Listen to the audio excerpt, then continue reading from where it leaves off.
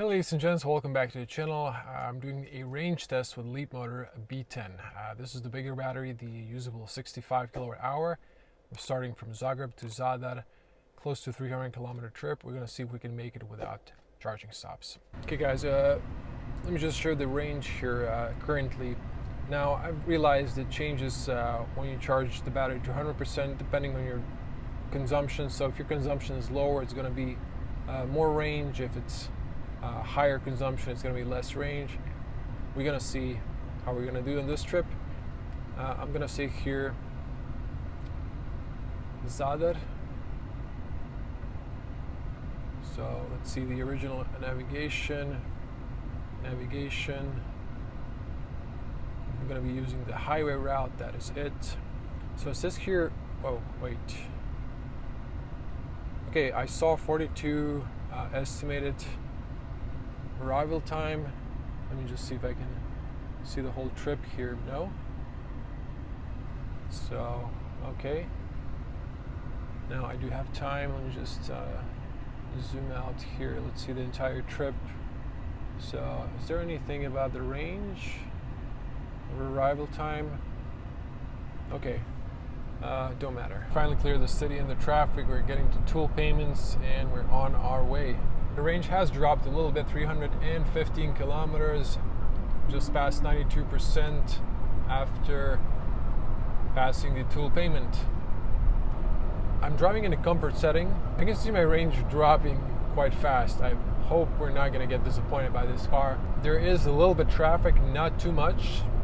It's flowing, but it's a tourist season, so everyone's trying to stay in the fast lane. Although it's not actually a driving lane in Croatia, the right lane is driving. The left lane is only for overpassing.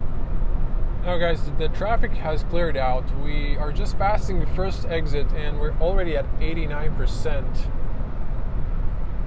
I should probably not look at that percentage or the kilometers. It says here 300 kilometers. I think it should be just enough. I will do my best to get into Zadar without stopping to charge, but I think this car is very efficient on the open road, but I'm not sure if that's the case on the highway. Okay, we're passing Karlovac exit with 79%, passing Bosiljevo with 69% and 226 kilometers of range. We're passing Ogulin exit. Range is 199, 61% the battery. Okay guys, we've passed 50% Sokolac, or used to be called Brinje rest stop. There is Žuta Lokva up ahead. So we're kind of close. We're not close to Otočac, which is my reference point for EVs. There's a supercharger, so I usually know if I make it 50% there, I should be good. We're getting really close regarding range, and we have like 10-kilometer difference in our destination and remaining battery. So we're gonna see if we're gonna be really close or if we're gonna make it or not. It's passing Otočac exit with 45% battery. So we have 135 kilometers to go, 146 of range left on the display. Up ahead it's 130 speed limit, almost all the way to St. Roch Tunnel. I'm going to be driving maybe 120 to see if I can stretch it, but I'm not sure if that's going to happen. A little bit about the consumption. We've passed 150 kilometers so far, driving for 2 hours. Our consumption was close to 20 kilowatts, but now it dropped to 19, which is not that bad. Passing Janče rest stop, which is also now a Tesla supercharger, the only one on the highway. It's open to other EVs. Petrol Slovenian gas station is also extending here, petrol charging stations. So it's going to be more charging options. We've passed with 37% on the battery, 118 kilometers to go. just passed 201 kilometers, 28% of battery left. There's a rest stop here, Yadova. It's just before Zir, a rest stop. Now, soon we'll be descending, and I've noticed this car doesn't really recuperate, it just spends zero. But I'll try stretching that range, going downhill. We're gonna see. I'm gonna give it a chance. This is testing my patience. If I'm being honest, I don't like to drive 120 when it's 130 zone. Generally, I don't like to drive slow, but I'm accepting this as a challenge.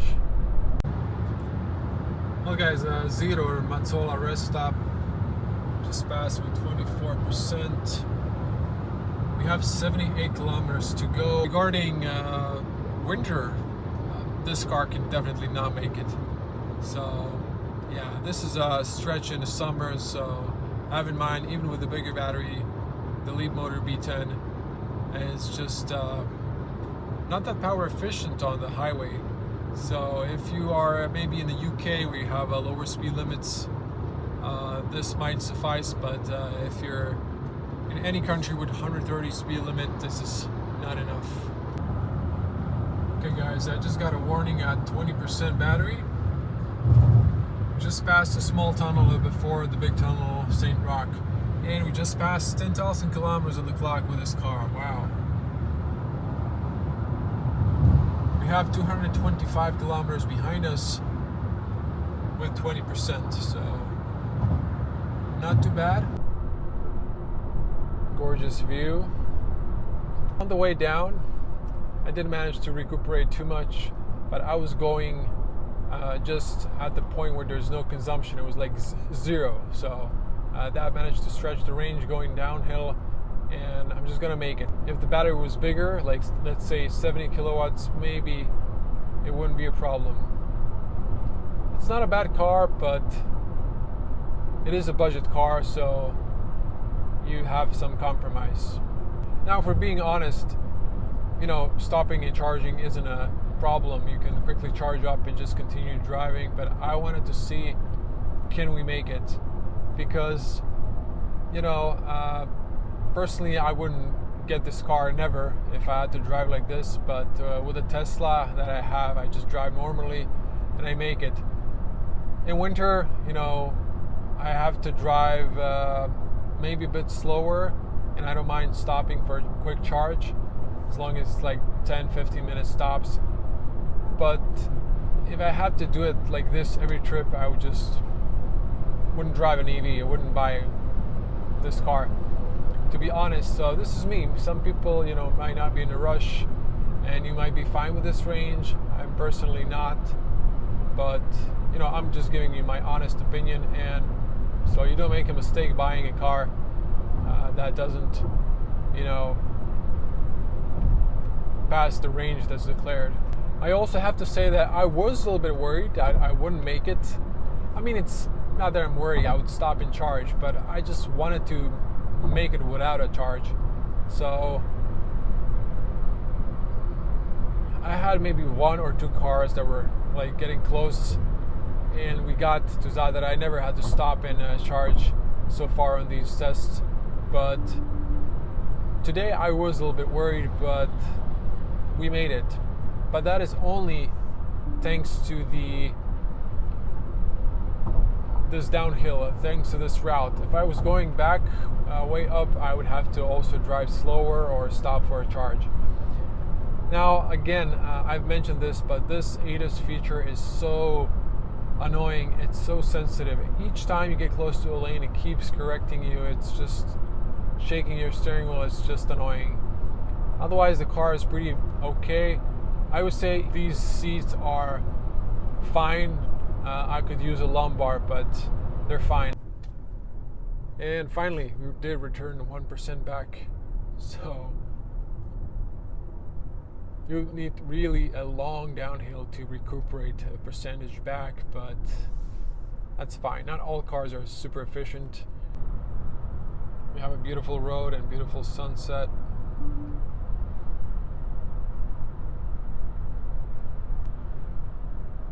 Well guys, we've passed our point supernova with 10%. We just recuperated back to 11, so that is amazing. There's also a new charger there I'm gonna use. So we got into Zadar. You can see here we passed 280 kilometers. Now with 11% on the BMS, we have 37 kilometers to go, so we can definitely pass 300 kilometers. That's it guys for the range test. I gotta say I was pleasantly surprised. I was a bit worried at one point, but we made it. See you in the next one. Bye.